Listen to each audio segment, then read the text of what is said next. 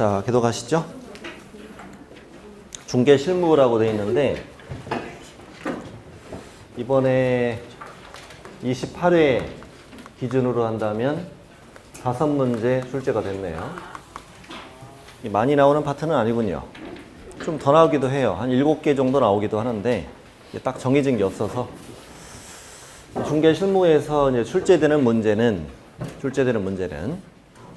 이제 민법과 겹치는 부분이 있어요. 민법 겹치는 부분이 어디냐면은 부동산 실명법 알죠?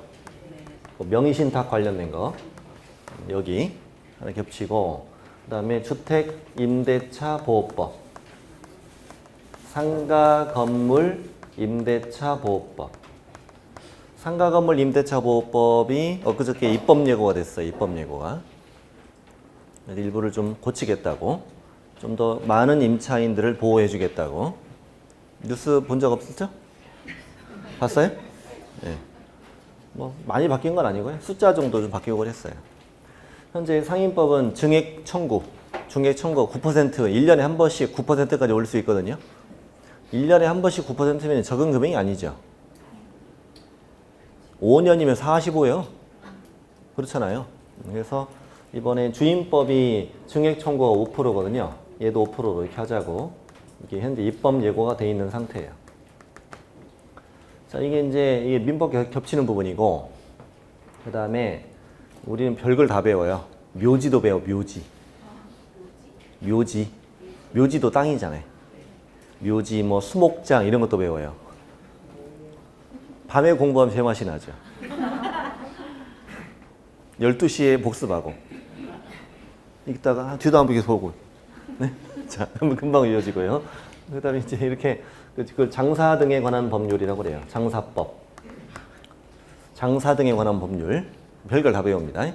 그 다음에 이제 경매 절차 배워야 되고, 우리가 경매 매수 신청 대리 할 수 있는 거 아세요? 네. 그래서 경매 매수 신청 대리. 이 정도가 우리 주 나오는 부분이에요. 올해 나온 건 하나, 둘, 셋, 넷, 다섯. 보통 이 안에서 나온다고 생각하시면 돼요. 네. 오늘은 주택임대차보호법의 일부 내용과 이제 경매 부분을 공부할까 합니다. 경매 부분을 공부하려면 주택임대차에 관한 기본적인 지식은 좀 있어야 되거든요. 네. 근데 책에는 뭐 이렇게 양이 많냐고요? 원래 넣는 거라고요. 그냥 그렇게. 다 하려고 넣은 건 아니라고요. 네. 다른 선생님은 이걸로 강의할 수도 있잖아요. 자, 그러면 한 장 넘겨보세요.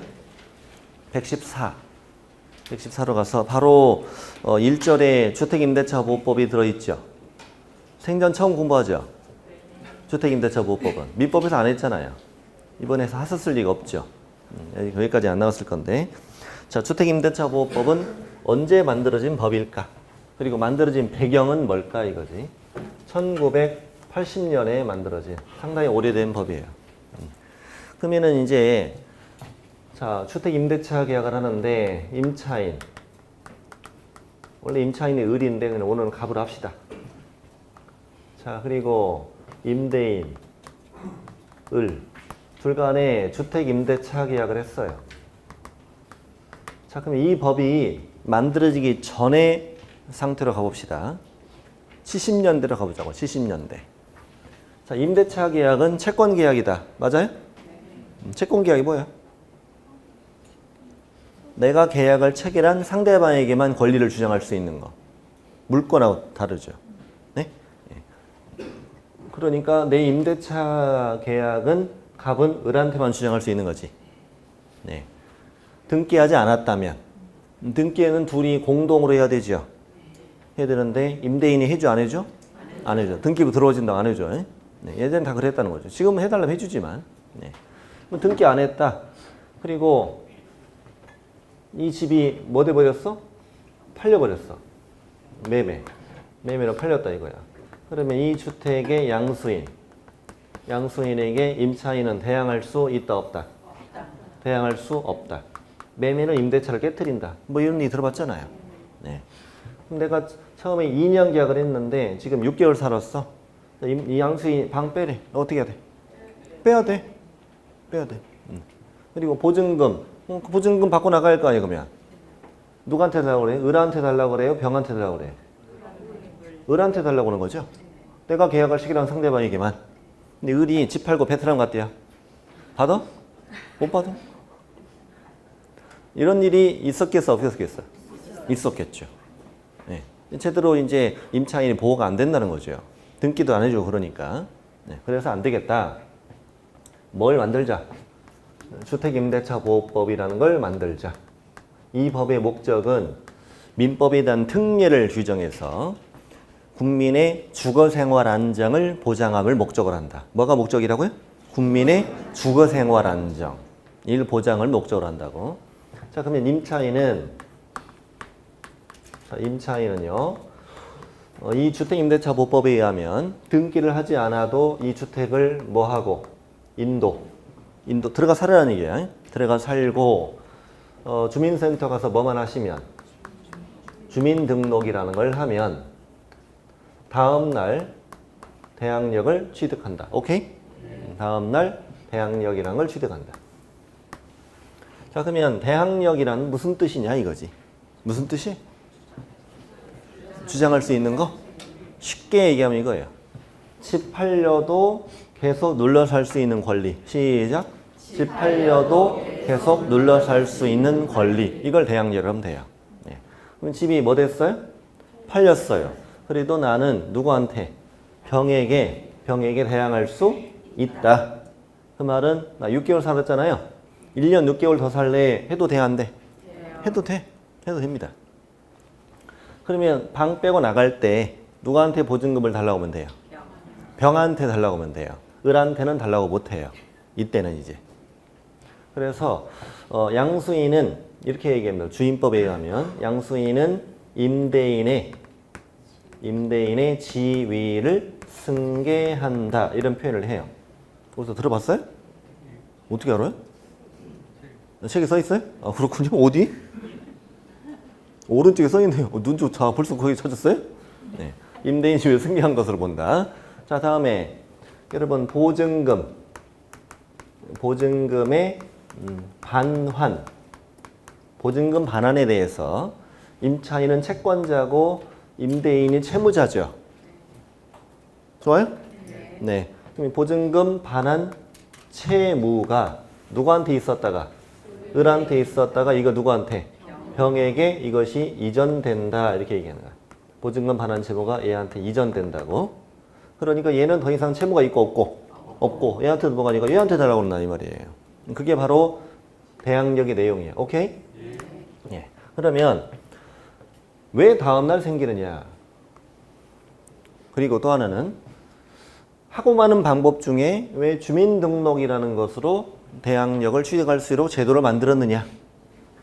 이거 두 가지만 생각해 보자고요. 자, 이거 주민등록. 이거 들어가 사는 거잖아요. 하는 건데 왜 다른 방법도 있을 텐데 주민등록이라는 것으로 대항력을 취득할 수 있도록 제도를 만들었을까? 기초니까 이런 것도 하지. 아니면 그냥 100% 그냥 넘어가야지 그냥. 네. 자, 이 집에 현재 갑을로 할게요. 갑을. 이 집에 등기부를 떼보면 소유자는 누구로 떠요? 을로 뜨죠. 소유자가 을로 떠요. 근데 이 집에 주민등록을 한 걸 확인할 수 있다면 누구로 떠요? 갑으로 떠요. 그럼 제3자가 볼 때 뭘 알 수 있어요? 소유자는 누구고? 을이고. 갑은 소유자는 아니고. 근데 소유자가 아닌 사람이 주민등록하고 살고 있어. 그럼 그 사람 누구야? 임차인이지. 누구겠어? 그렇죠? 네, 그래서 자, 이 주민등록이라는 것은 제3자로 하여금 그 집에 소유자가 아닌 자가 살고 있구나라는 걸 알려주는 것 중에 하나죠. 그래서 이 주민등록은 임대차의 공시 방법이다. 뭐라고요? 임대차의 공시 방법이다. 등기는 등기가 공시 방법이잖아요. 근데 이건 등기 안 하니까 뭔가 임차인이 있다는 걸 알려줘야 될 텐데 이걸 주민등록이라는 방법을 잘 선택한 거죠. 그럼 주민등록이 잘못되면 대항력이 있네 없네? 없는 거지요. 101호인데 102호로 주민등록하면 제3자가 102호 찾아보면 누구 있어요? 아무도 없지? 주민등록 안 돼 있으니까 임차인이라는 알 수 없는 거니까 대항력이 없는 거죠. 그럼 이것도 하나 생각해 볼까요? 주민등록이 돼 있는지 안 돼 있는지는 동사무소 가서 물어봐야 되죠. 네. 그래야 되잖아요.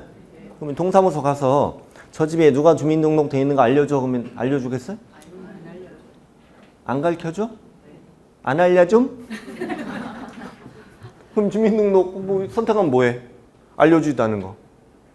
알려주긴 알려줘야지. 그 대신 아무나 알려주는 건 아니겠지. 그렇죠? 예. 그럼 저 집에 임차인이 살고 있다는 걸 알고 싶은 사람들이 누굴까? 예를 들어서 저 집에 대출을 해주고 싶은 금융기관. 예를 들어 은행에서 저 집 담보로 대출해 줄 때 임차인 있는 거 물어봐 안 물어봐? 물어봐요. 임차인 있으면 해줘 안 해줘? 안 해줘. 임차인이 선순위 되니까요. 그러면 없어요 그러면 말로만 없어요 할 수 없잖아요. 확인해 봐야죠. 그래서 와서 알려줍니다. 그 다음에 경매됐어. 저 집에 내가 입찰하고 싶어요. 입찰하고 싶은 사람도 저 임차인이 주민등록 돼 있는지 알 필요가 있죠. 이런 사람도 알려줘요. 라고 무슨 법에 규정돼 있을까? 주택임대차보호법에? 괜찮아요. 몰라도 돼. 아주 틀려도 돼. 무슨 법에 그게 규정돼 있을까? 주민등록이니까. 주민등록법에 규정돼 있겠구나. 그러니까 우리가 모르지. 그렇죠. 주민등록법에 그게 돼 있는 거예요. 이게 주민등록이니까요. 주민등록은 주민등록법이 따로 있는 거잖아요. 또 주민등록법에 가면은 저 집에 담보물건 설정하고 싶은 금융기관이나 입찰을 하고 싶은 사람들은 동사무소에 가서 세대별 주소 열람 신청할 수 있다. 열람 신청 안 하면은 이름하고 전입일자를 알려준다고. 그 집에 현재 전입 신고된 사람이 이름과 전입일자를 다 알려줘요. 그러니까 가족 중에 한 사람만 주민등록하고 살고 있어도 대항력은 있다고 얘기하는 거예요. 그래서 됐시요? 네, 그렇군요. 아주 기초적인 걸 지금 보고 있는 거예요. 임대차를 공시하고자 하는 방법이구나. 자, 그러면 왜 다음날 생기느냐? 다음날. 자, 임차인이 주민등록을 했네요. 주민등록을 오늘이 12월 25일인데 25일 날 할 수는 없잖아요. 그러니까 15일 하다 15일. 주민등록 12월 15일에 했어요. 그 다음에 저당권이 등기가 됐어요. 12월 15일 날. 같은 날에 있죠, 지금. 이럴 경우에는 현재까지 배운 걸로 본다면 누가 선순위가 되나? 네? 왜? 임차인의 대항력은 언제 생겨요? 12월 16일에 생긴 날이잖아요. 그러니까 저당권이 선순위가 되는 거죠.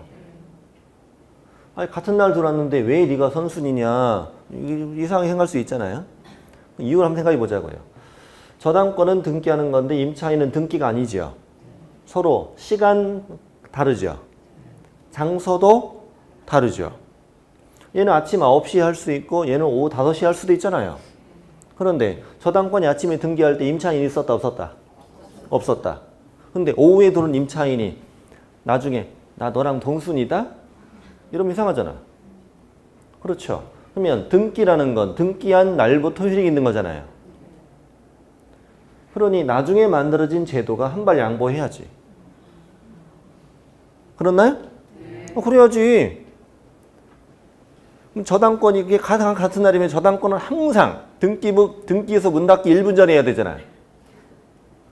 임차인은 30초 전에 했어 또. 서로 늦게 하려고 그래. 코미디가 되잖아요 이게. 그러니까 등기 제도를 다음 날부터 한다라고 바꿀 수는 없잖아요. 이건 그대로 두고 네가 나중에 만들어진 제도니까 네가 한 발 양보하자 이거지. 자, 그러면 이때는 이제 저당권의 선순위라는 걸 알았어요. 이렇게 선순위라는 걸. 그러면 저당권이 12월 16일 날 들어오면 어떻게 될까 이거지. 16일 날 들어오면 이때는 동순인가 아니면 임차인은 선순인가? 왜 어떻게 선순위 어떻게 알았어? 또 똑같은 16일이잖아. 시간이 있다고?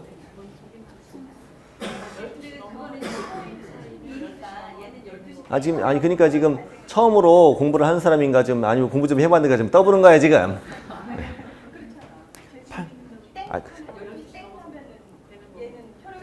그렇지. 얘는 정확히는 몇 시고 0시고 얘는 아무리 빨라도 9시일 거니까. 근데 그게 이제 임차인은 선순위가 되는 건 맞는데 그 이유를 한번 생각해 보자는 거지. 이유 생각해 보면 저당권이 아침에 9시에 등기했어요. 임차인이 있는가 확인한다고 안 한다고? 확인한다고. 확인한다고. 확인해 보면 떠 안 떠? 떠. 전날해 놨잖아. 반드시 떠 안 떠? 떠. 전날해 놨으니까. 그럼 이때는 반드시 확인할 수 있기 때문에 얘를 먼저라고 해야 되지 않겠냐 이때는. 그래서 판사님이 몇이라고 했어? 0시라고 해서 이때 선순위라고 한 거예요. 이게 법에는 뭐라고 써 있고? 이길. 판례는 0시 이렇게 얘기한다고요. 0시는 이게 12월 16일 0시는 12월 16일보다 선순위예요. 선순위. 됐죠? 네. 그럼 이제 저당권 선순위고 임차인 선순위냐 뭐 이런 얘기를 지금부터 왜 하냐 이거지. 이런 걸 하는 이유가 바로 경매를 공부하려고 하는 거잖아요. 우리가. 그런 거죠. 이 관계를 보셔야 돼. 이게 초보자들 잘 못해 이거. 자, 1번에 저당권이 있어요. 그 다음에 2번에 임차인이 있어요. 어쨌건 대항력을 취득했어 지금. 취득했는데 경매가 돼버렸네. 경매가 돼서 집주인이 아까 을이었죠. 집주인이 병으로 바뀌었다 이거예요. 경락이네. 임차인 갑은 이 병에게 대항할 수 있을까 없을까?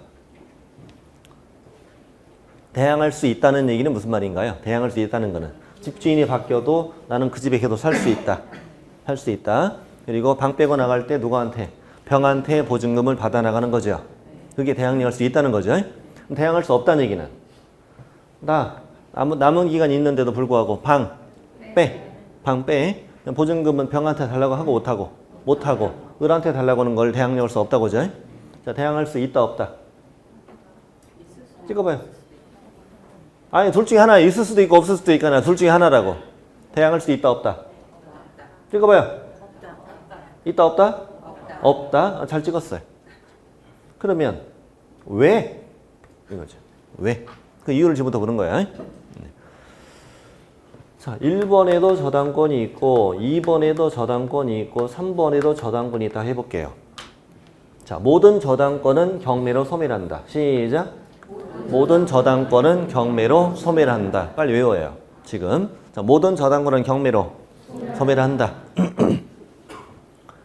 저당권이라는 게 처음 목적이 뭡니까? 대출해주죠. 안 갚으면 경매하고 매각대금으로 다 받고 나간다는 얘기죠. 다 똑같은 목적이죠. 똑같은 목적이에요. 그러면 1번 저당권 소멸했어. 다 받고 나가겠지. 2번 저당권 다 받을까? 설마. 반만 받았다 쳐. 그래도 뭐 된다? 소멸한다. 반 받고 나가는 거야. 소멸되는 거라고요. 그 다음에 3번 저당권 빵원. 한 마리도 못 받았어. 그래도 소멸. 억울해 안 억울해?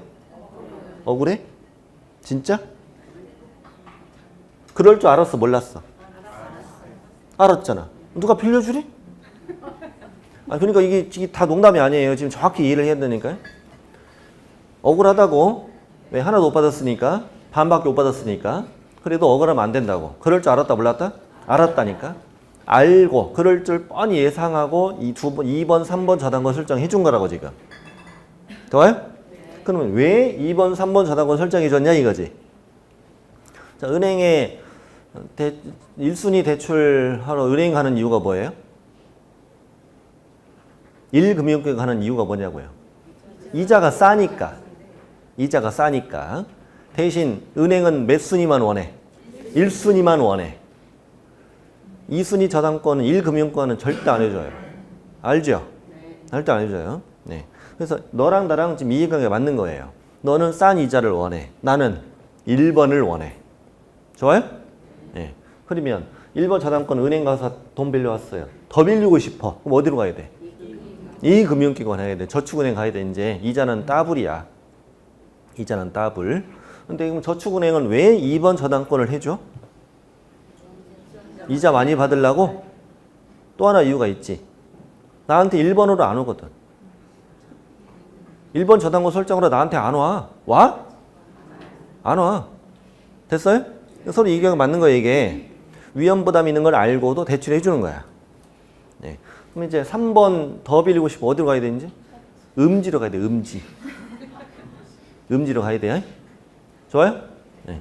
3번 저당권 대출해 주죠. 이자는 따따블이죠. 따따따블일 수도 있어요. 네, 따따블이에요. 근데 왜 3번 저당권을 설정해 줬을까? 나한테 1번, 2번으로 안 오니까. 됐나요? 네. 참 처음이니까 이렇게 천천히 하지. 그래서 다 소멸되는 거라고요. 다 받든 못 받든. 오케이? 다 소멸되는 거예요. 그럼 애들이 못 받은 건 누구한테 달라고 그래야 돼요? 그 경매 매각되면서 받을 수는 없죠. 하지만 그 채무자한테 청구할 수 있는 거지. 가능성은 희박하지만. 자, 일단 모든 저당권은 뭐 된다는 걸 알았어요? 소멸된다는 걸 알았어요. 자, 그러면 이렇게 1번 저당권, 2번 임차인. 1번 저당권 뭐 된다? 소멸한다는 걸 알았어요. 근데 용의권들은 달라요. 용의권들은 저당권 아래에 있으면 뭐 되고? 소멸하는 거야. 왜냐? 자, 이 보증금이 1억이라 칠게요. 1억이 친데 지금 이 집의 시가는 3억이야, 3억. 근데 저당권이 무리해서 2억 5천을 빌려준 거예요, 지금. 1번이니까. 1번이니까 많이 빌려줬다고 해? 그러면 만약에 이 보증금이 얘한테 뭐 된다면? 인수된다면. 대항력이 있다는 건 인수된다는 얘기잖아요. 인수된다면 사람들은 이 집을 싸게 사, 비싸게 사? 경매에서. 아, 비싸게 사? 싸게 사지. 1억만큼 낮춰서 입찰 들어가지. 이 보증금 내가 인수해야 된다면 3억인데 얼마 입찰해요? 2억이 입찰하는 거죠. 네? 그럼 이 집은 2억이 팔리는 거죠. 그럼 1번 저당권은 다 못 가져가잖아. 다 못 가져가잖아. 내가 너보다 먼저 들어왔는데! 이상하지 않아요? 그럼 이상하잖아요. 그러면 저당권 있는 거 알고 임차인 들어왔죠. 그럼 이대가 인수가 만약에 안 되면 이 집은 얼마에 사 사람들이? 3억에 산다고 쳐요. 그냥 손해볼 남는 것도 없다고 치고. 됐어요? 그럼 아까 인수가 안 되잖아요. 그럼 높게 입찰 들어가죠. 그럼 난 다 가져갈 수 있죠. 그러니까 지금 뭐냐면 저당권 밑에 있는 임차인이 인수가 되면 그 선순위를 해친다는 거야. 다 못 가져간다는 거라고. 되시요? 네. 아까 1번 저당권, 2번 저당권, 3번 저당권도 마찬가지예요. 이 저당권이 나 하나도 못 가져갈 것 같대. 나 안 죽을래요. 인수된다고. 만약 인수된 걸 선택해봐. 그럼 이 집은 싸게 팔리죠. 그럼 나는 아까 반이라도 가져갔잖아. 이것도 못 가져가요. 그럼 얘가 뭐라고 그래요? 그럼 나도 안 죽을래. 그럼 이 두 개가 다 인수되면 이 집은 더 싸게 팔리지. 그럼 얘는 못 가져가잖아. 그럼 얘가 뭐래? 그럼 나도 안 죽을래. 그럼 세 개 다 인수되면 이 집은 마이너스로 팔려야 되게? 이 말이 됩니까 이게? 그렇죠? 그러니까 규칙을 세운 거예요. 모든 저당권은 뭐 되고? 소멸되고. 용의권은 저당권 안에 있으면 뭐 하자? 소멸하자. 얘를 위해서. 됐나요? 네. 그러면 대항할 수 있다 없다? 없다. 방 빼고 나가라. 보증금 누구한테? 을한테 청구하는 거죠. 자, 그러면 1번. 이번에 누가 들어왔어요? 임차인. 대항력을 취득했어요. 임차인 먼저 들어왔다고요? 그 다음에 저당권 들어왔다고 이제 경매됐어요. 경매돼서 병한테 소유권 넘어갔어요. 이때 갑은 병에게 대항할 수 있다 없다? 대항할 수 있다. 자, 왜 그럴까? 저당권은 임차인이 있는 걸 알고 대출해줬나요? 적게 많이. 대출을 적게 해줬어? 많이 해줬어요? 적게 해줬죠. 해준 것도 어디야? 임차인이 있는 걸 알고 대출해 준 거잖아요, 지금. 아주 적게 대출해 준 거예요, 지금. 했어요? 그럼 이 집이 뭐 됐어요? 경매됐어요. 이 보증금이 뭐 돼요? 인수돼요. 그럼 이 집은 낮게 입찰 들어가요? 그렇습니다. 싸게 팔립니다. 그래도 나 손해볼 거 있다, 없다? 없다. 그럴 줄 알았잖아. 그럴 줄 알고 적게 빌려줬잖아. 그런가요? 네. 그러기 때문에 뭐만 소멸되고? 저당권만 소멸하고 임차인은 소멸하지 않는다. 그냥 단순한 걸 그냥 이해해보는 거예요, 우리가. 정말 단순한 걸 이해하고 있어. 그냥 외우면 돼요. 자, 저당권은 항상 뭐 되고? 소멸하고. 임차권은 저당권 아래에 있으면 소멸, 그 위에 있으면 인수라고 그냥 답하면 되거든요. 근데 그걸 한번 이해해 본 거죠? 되셨나요? 자, 그럼 하나만 더 합시다. 못하기 많이 봐, 이제. 자, 1번에 저당권 A, 2번에 임차인이 대항력을 취득했어. 3번에 또 저당권이 있어. 자, 이 저당권 B가 경매를 신청했다. 자, 모든 저당권은 소멸. 자, 임차권은 저 B보다 앞서 있죠. 그러면 이 저당권은, 임차권은 경매될 때 경락인에 대항할 수 있을까 없을까? 대항할 수 있다 없다? 없다. 그 이유는? 이 앞에 있으니까. 누가 경매 신청이냐 이걸 따져 안 따져? 이걸 따지는 게 아니에요. 네가 인수되면 이 집은 싸게 팔린다고. 싸게 팔리면 대출을 많이 해준 내가 다 못 가져간다니까. 그러니까 결론은 간단해요. 임차인 앞에 뭐가 있으면, 저당권이 있으면 무조건 뭐 되는 거예요? 소멸되는 거예요. 됐어요? 네. 경매에서 이게 매매되는 경우는 상관없어요. 매매될 땐 나는 무조건 살아남죠. 대항할 수 있잖아요. 근데 경매될 경우는 내가 몇 순위여야? 왕순위일 때만 내가 살아남는 거예요. 무조건. 경매는. 무조건 1순위여야 돼. 그 집에 내가 가장 먼저 주민등록하고 들어가야 돼요. 됐어요? 그래야만 살아남는 거예요. 실제로 그런 집 드물게 있어요. 드물게 있습니다. 예를 들어 뭐 아파트가 3억짜리인데 전세가 2억이라고 예를 들면 1순위 딱 들어있어요. 그 다음 밑에 저당권 들어있다 이거지.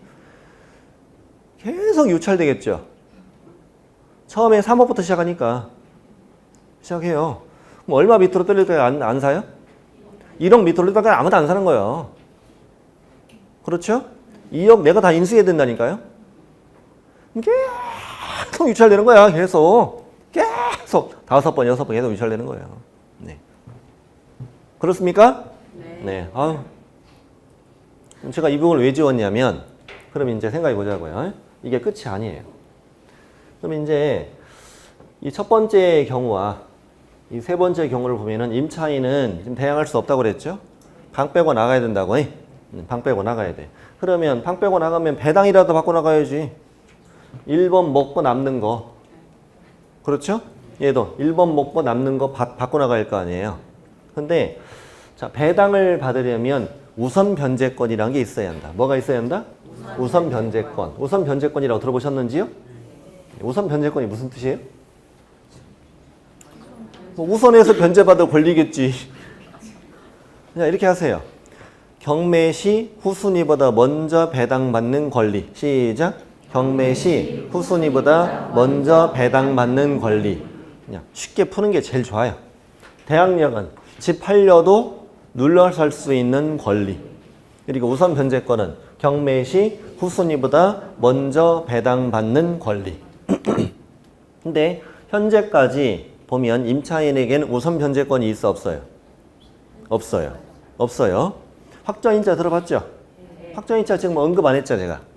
안 했잖아요. 그리고 주민법이 처음 만들어질 당시에는 확정인자 제도가 없었어요. 1989년에 만들어지니까 지금 80년대 중반이라고 생각해 보세요.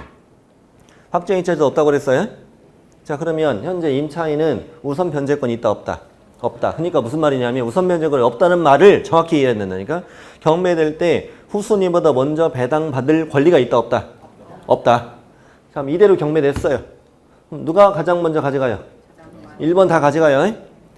그럼 2번은 배당받을 수 있다 없다? 없다는 거예요. 배당받을 권리 자체가 없다고. 채권 계약서 한 장밖에 없다니까. 이거 공신력도 있어 없어 이거? 없어. 얘네 둘이 도장 찍은 계약서일 뿐이야. 한마디로 차용증이지, 차용증. 이걸로 배당을 받을 수 있겠어? 이걸로 배당받을 수 있다면 둘이 금액을 고치면 되지. 우리 둘 도장밖에 안 들어갔는데. 고쳐가지고 배당받아서 나눠먹으면 되겠네. 됐나요? 근데 확정인자가 없으면 배당받을 권리가 없어요. 됐어요? 네. 없어요. 남아도 안 줘요. 남아도 안 주고. 그럼 얘가 배당을 받으려면 그 당시에 어떻게 해야 되느냐. 임대인을 상대로 소송해야 돼. 보증금 돌려줘. 소송에서 판결문을 받아가지고 이걸 법원에 내야 배당해줘요. 일반 채권자로.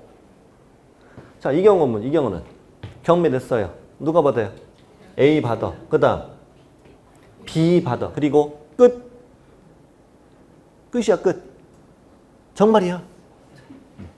80년대에 정말 이랬어요. 그러니까 자, 주택임대차 보호법이 만들어졌어. 대항력도 이렇게 인정해서 등기 없이 사람들이 막 감동이라고. 근데 경매들 때문에 뭐래? 쌀띠 없이 그런 거 뭐더러 만들었냐 이야기야. 쌀띠 없이. 전하고 다를 바 있어 없어요?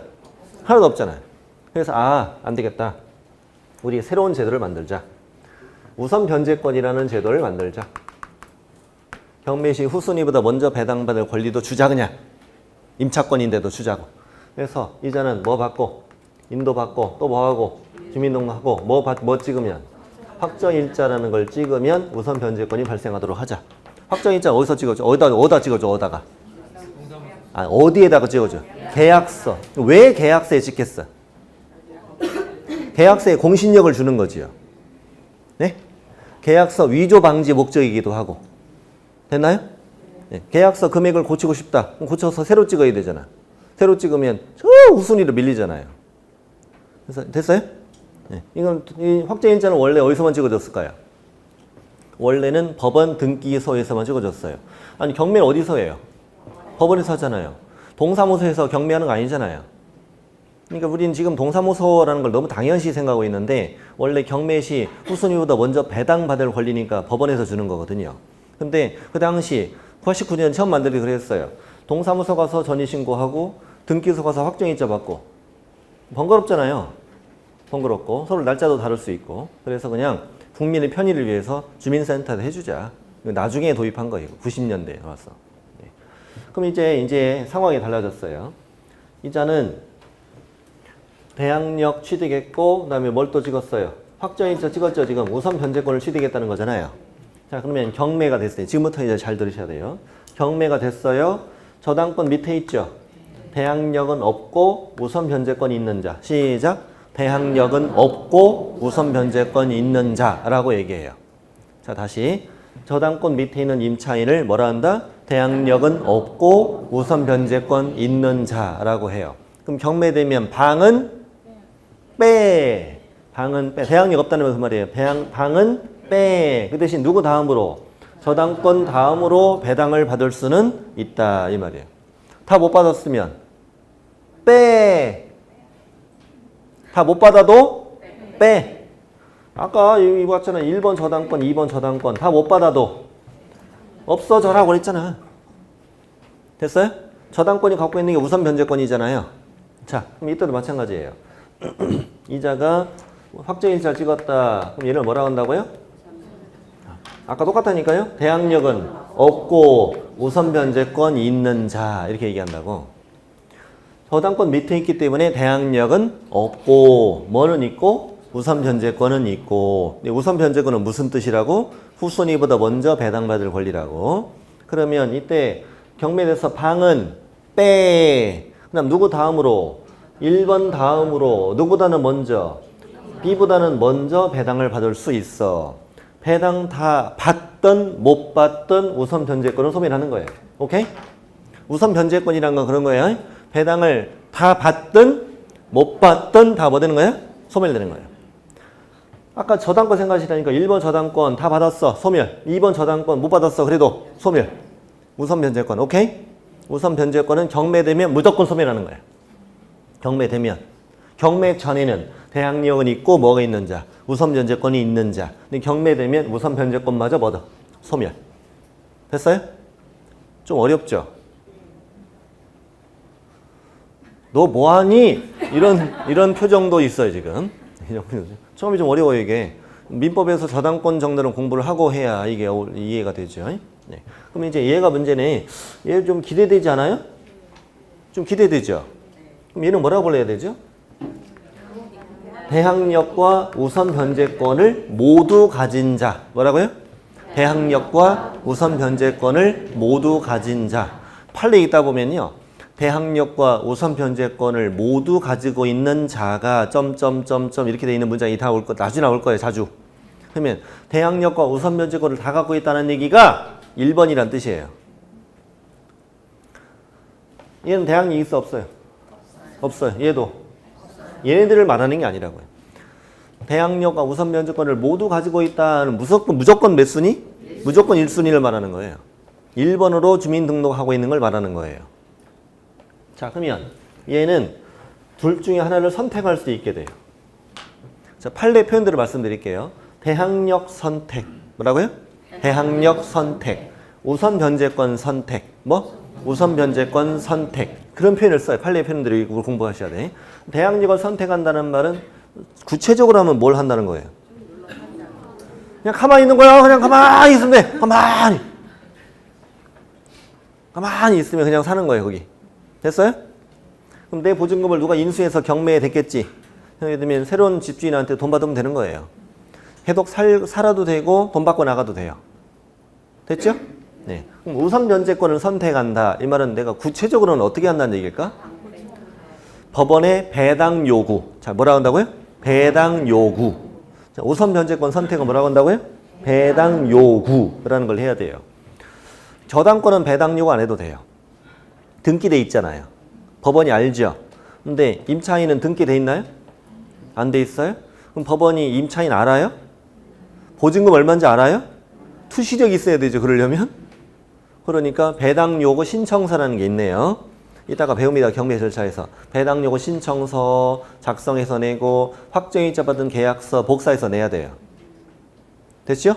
그럼 이제 다시 우선 변제권 선택. 이 말은 무슨 말? 배당 요구. 자, 그러면 내가 우선 변제권을 선택했으면 배당을 다 받든 다 못 받든 우선 변제권을 뭐 된다고 그랬어요? 소멸된다고 그랬잖아요. 그러면 예를 들면 이럴 수도 있잖아요. 자꾸 유찰 되면은 내 보증금이 아까 얼마였는데? 2억이었는데 2억인데 이 집이 1억 7천에 경매가 될 수도 있는 거 아니에요? 그럴 수도 있는 거잖아요. 그럴 수도 있는 거예요. 그렇게 되면 이 임차인은 얼마를 배당받고 1억 7천을 배당받고 뭐는 소멸한다. 우선 변제권은 소멸한다. 더 이상 법원에서 배당받을 권리가 있다 없다? 없다. 우선 변제권은 소멸한다.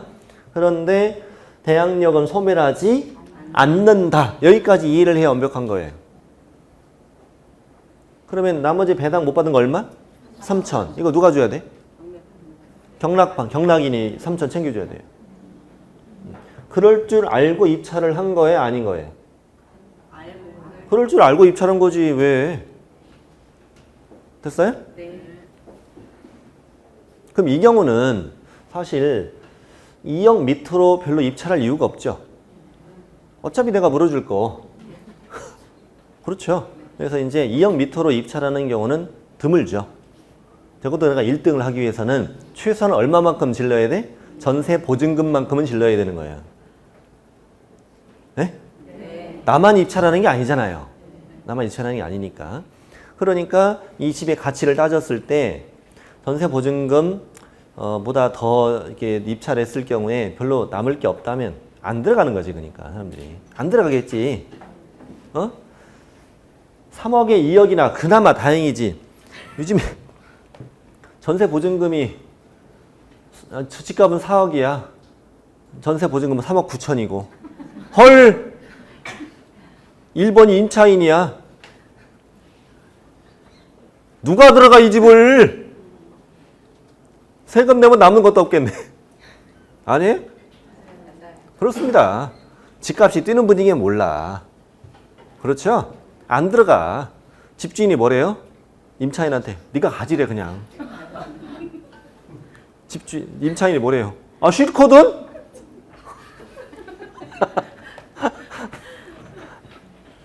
깎아봅니다. 이제 좀 이해되시나요? 네. 그러네요. 자, 이 방금이 되게 중요합니다. 자, 대항력과 우선 변제권을 모두 가진 자. 시작. 대항력과 우선 변제권을 모두 가진 자. 근데 배당 요구해서 배당 요구하면 우선 변제권은 뭐 된다? 소멸한다. 그러나 배당받지 못한 금액이 있다면 대항력은 소멸하지 않는다. 그래서 주임법에 뭐라고 되어 있냐면 보증금이 모두 변제되지 않은 대항력 있는 임차권은 경매로 소멸하지 않는다. 이런 중요한 법조문이 있어요. 됐죠? 예. 이런 경우도 있어요. 1번 임차인, 대항력도 있고 우선 변제권도 다 갖췄어요. 아까 전세 보증금 얼마라고요? 3억 9천이라고요? 3억 9천? 그러면 대출 있게 없게? 웃기고 있는데 누가 빌려줘 이걸. 대출도 없어. 예? 집은 얼마고? 4억짜리고. 어떤 미친놈이 돈 빌려줘 이거. 안 빌려주지. 됐어요? 예. 자, 대출도 없어. 자, 근데 이제 아주 재밌는 상황을 만들어 보죠. 요즘에 집값 안 오르죠? 지금 한 1년 넘게 거의 정체돼 있죠? 밀리부적은 올랐다고 하긴 하지만, 네. 만약에 집값이 조금씩 하락한다. 만약에 시가가 한 3억 5천까지 떨어졌다. 극단적으로 한번 해봅시다.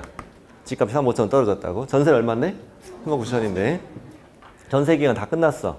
집주인이 너 가지래. 너 가지래. 임차인이 됐거든? 아, 미쳤냐? 3억 9천 안 내놔? 없어다. 없어라. 임차인 열받았어. 너희 보증금 반환해 라고 뭐 했어? 소송. 그래서 뭘 받아냈어요? 판결문. 판결문 받았어요. 이따가 지금 배울 거 하고 있는 거예요 지금. 받았어요. 그리고 이제 판결문 받으면 바로 경매되는 건 아니고 경매 법원에 가서 집행문 써줘요 이렇게 해야 돼요. 강제 집행문을 써주세요. 오케이? 그러면 이제 집행문을 써줘요. 판결문 더하기 집행문. 이거를 집행권원이라 한다. 뭐라 한다? 집행권원. 강제 집행할 수 있도록 법원이 허락한 문서라고 그래요. 경매 신청서 쓰고 집행권원 붙이고 등기부 붙이고 이렇게 신청하면 이 경매를 강제 경매를 한다. 무슨 경매요? 강제 경매. 그러니까 누가 신청한 거예요? 임차인이 강제 경매를 신청한 거죠. 신청했다는 걸 난 둘 중에 뭘 선택한 거예요? 우선 변제권을 선택한 거죠. 나 배당받고 나가겠다고. 네. 자, 그러면 경매 신청했어요. 이 집을 누가 들어가겠어? 들어가겠냐고요. 저 임차인 불쌍해. 4억이라도 질러줘야지. 그러면 3억 5천에 입찰하면 어떻게 돼요? 3억 5천에 입찰하면 1등은 하지. 1등 했어. 그러면 4천은 내가 또 인수해야 되잖아. 그럼 결국 내가 3억 9천에 사는 거죠. 누가 들어와요? 이런 난리가 나는 거야 이제 집값 떨어지면은. 임차인도 다 1순위 다 못 챙길 수 있어 이거에. 집주인은 너 가지라니까. 매우 위험한 상황이에요 이런 것들이. 그렇죠. 역전세라고 하잖아요. 전세금 너무 많이 받지 마세요. 우리 집 한 10개씩 있잖아요. 갭 투자 있잖아. 갭 투자. 갭 투자 이렇게 위험한 거예요 지금. 집값이 뛰면 몰라도 집값 떨어지면 거지 되는 거예요. 자, 그렇습니다. 자, 우리 방금 뭘 공부하셨나요? 권리분석이란 걸 공부하셨네요. 권리분석. 아, 힘드네. 권리분석이 이렇게 1시간에 걸쳐서 천천히 해줄 사람이 대한민국에 한 명도 없습니다. 공인중개사 시험 준비생에게 가장 기본인데 이게. 이걸 잘 알아야 돼요 사실은요. 그러면 이제 어디로 가시느냐? 128쪽으로 갑니다. 127쪽. 127쪽에 가보면 경매 종류라고 있죠. 별로 중요하진 않아요. 방금 강제 경매 제가 말씀드린 적 있죠. 예? 네. 거기 첫 줄에 집행권원이라고 찾았죠. 네. 이런 걸 확보해서 이루어지는 경매를 무슨 경매라 하고? 강제 경매라 하고. 시험에 이런 거 안 물어봐요. 저 밑에 의무 경매는 담보물권 실행 경매를 의무 경매라 한다. 뭐야? 담보물권 실행 경매. 1번 저당권 설정했다고요? 돈 안 갚아요. 은행은 그 법원에 소송 안 하죠. 소송할 필요 없어요. 필요 없이 바로 법원에 경매 신청하는 거예요. 바로 경매 신청하는, 소송 절차를 거치지 않고 바로 경매 신청하는 건 무슨 경매? 의무 경매. 그러니까 아까 담보물권이 없죠. 임차인은. 차용증 같은 경우에 가져온 사람이잖아요. 이 사람도 소송에서 판결 받아서 경매하는 걸 강제 경매. 뒤로 가시고 경매 절차. 그림 있죠. 그림 있는데 그 저 하단 보이는 그림을 먼저 볼게요. 저쭉 하단 보이는 그림을 먼저 볼게요. 근데 경매 절차 공부하려면 용어도 알아야 돼요. 용어. 지금부터 용어 2개만 쓰세요. 우리가 흔히 경매라고 하는데 경매라고도 하지만 매각이라고도 해요. 이 말을 지금부터 더 잘 알아야 돼. 앞으로 매각이라는 단어가 이번 시간에 엄청 많이 나올 거예요. 매각 나오면 무슨 뜻이야 이게? 경매라고 읽으면 돼요. 경매하는 날, 매각기일. 시작. 경매하는 날은 뭐? 매각기일. 되게 낯선 단어들이잖아요. 매각기일. 경매부동산이라고 하지 않고 매각부동산. 뭐? 매각부동산. 입찰이라는 단어도 나오긴 하는데 압도적으로 많이 나오는 단어는 매수신고. 매수신고라고도 하고 매수신청이라고도 하고. 경매도 일종의 매매죠. 강제 매매잖아요. 그래서 매수신고, 매수신청이라는 표현을 써요. 자, 입찰하는 사람, 매수신고인. 뭐라고요? 매수신고인. 매수신청인. 뭐라고요? 매수신청인. 1등한 사람, 최고가 매수신고인. 시작. 최고가 매수신고인. 2등, 차순위 매수신고인. 뭐? 차순위 매수신고인. 그 다음에 입찰할 때 내는 보증금. 다 흔히들 뭐라고 그래요? 입찰 보증금이라고 부르지? 절대 시험에 나오잖아, 그 용어. 네. 매수신청 보증. 시작. 매수신청 보증. 시험에 나오는 용어로 그래야 되니까 우리는. 매수신청 보증. 용어부터 익히고. 그 다음에 절차를 보면은 경매 신청이 들어왔습니다. 법원에서 경매합시다라고 경매 개시 결정을 내리는 거예요. 그 다음에 등기소 연락해서 경매 개시 결정 등기를 하지. 경매 등기가 되면 압류된다. 뭐 된다? 압류. 소유권의 압류니까 갑구에 등기가 돼요, 이게. 경매 개시 결정 등기라고 등기가 돼요. 이 경매 등기가 되었다고 해서 집을 못 파는 건 아니에요. 안 사는 거지, 잘. 예를 들어서 집값이 5억이에요. 근데 채권이 2억이에요. 그럼 5 빼기 2, 3이죠, 3. 3보다 싸게 더 사서 싸게 산 이 집을 산 다음에 내가 채무를 변제하면 경매는 취소되는 거예요. 됐죠?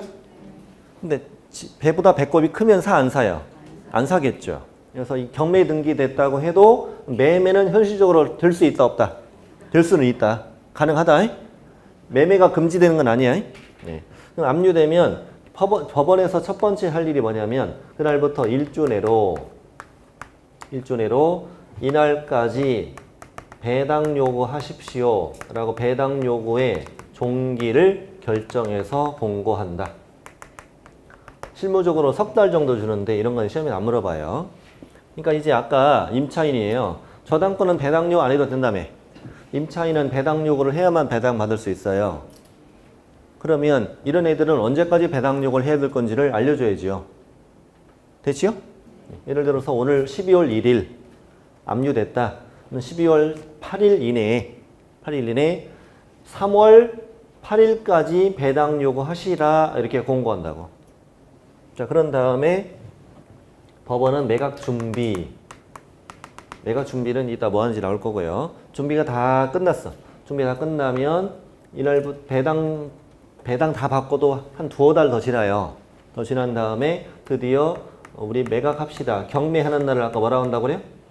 매각기일. 이것을 언제 할 거냐라고 공고해요. 신문에다가. 그런 다음에 얼마 있다가 뭐예요? 2주 있다가 법원에 모여서 입찰을 하는 거죠. 이날이 매각기일이에요. 됐습니까? 다시 합니다. 경매 신청 들어왔어요. 강제경매, 의무경매, 법원이 경매합시다. 이게 뭐라고요? 경매 개시 결정. 그리고 법원의 등기소에 총지에서 뭐 한다고요? 등기되면 부동산이 뭐 된다? 압류되면 첫 번째 법원이 하는 일은 이날까지 배당 요구하세요라고 뭐 한다? 공고. 그리고 준비 다 끝나면 언제 경매하자 공고. 그리고 2주 있다가 경매. 여기서 여기까지 한 6개월 가요. 한 6개월. 세월을 내오라 하죠. 지금 경매되는 건들이 저번에 5월, 6월 달에 신청 들어온 거라고요, 다. 경매되는 건들이. 됐죠? 최초 매각이 한 6개월 정도 걸린다니까요. 금방 하는 게 아니네.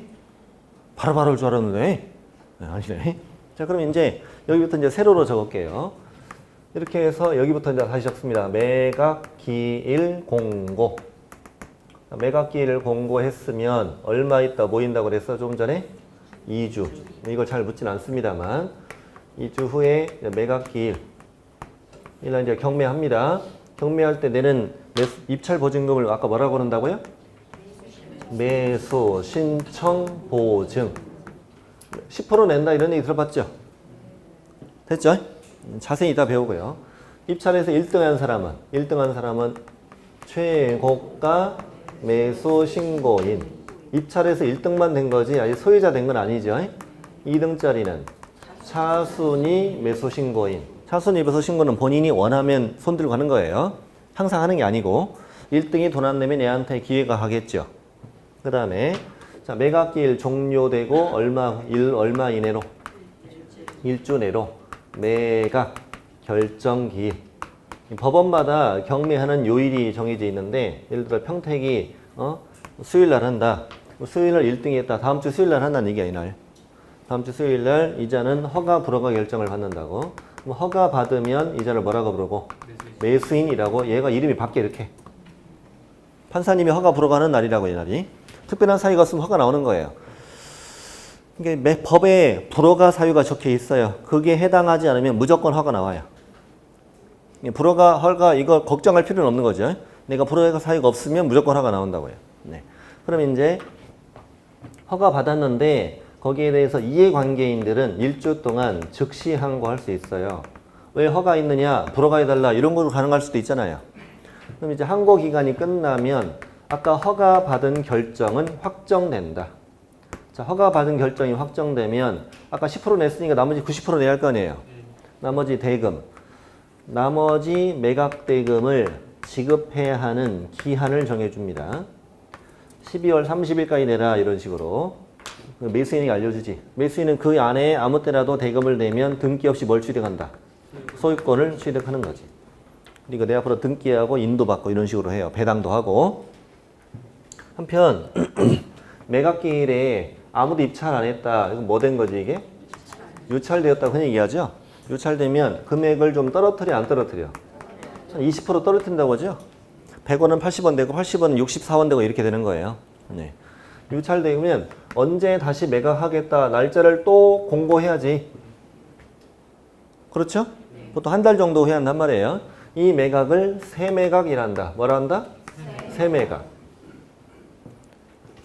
실무에서 쓰는 용어 아니에요. 이건 법적인 용어예요. 실무에서는 뭐 신경매, 뭐 세경매 막 다양한 용어를 쓰는데 법에 나오는 용어는 뭐? 새매각. 새매각. 자, 매각 결정기일에 불허가 받을 수도 있는 거잖아요. 불허가 받으면 이때는 금액을 떨어뜨리지 않아요. 왜냐하면 이미 1등은 나왔었죠. 네가 요건을 못 갖춰서 불허가 나온 거잖아요. 비싸서 다시 하는 게 아니죠, 이게. 금액을 떨어뜨리지 않고 다시 매각기일을 또 잡아 공고하는데 너도 새매각이라고 그래요. 새매각은 몇 가지예요? 2가지예요. 새는 2마디라고 하면 돼요. 어떤 새유 이러면 불새유 이러면 돼. 다시 뭐라고요? 어떤 새유 이러면 불새유. 충청도 새유. 불새. 파이어버드라고도 하죠. 불새는 떨어져 안 떨어져? 안 떨어져. 영원히 활활 타면서 떠 있어요. 좋아요? 네. 그 다음에 저 밑에 대금 지급 기한까지 잔금 안 낼 수도 있죠. 잔금을 안 내면 이때도 금액을 떨어뜨리지 않아요. 떨어뜨리지 않고 다시 매각기를 잡아 공고하는데 이건 무슨 매각이랄까? 이건 재매각이라 해요.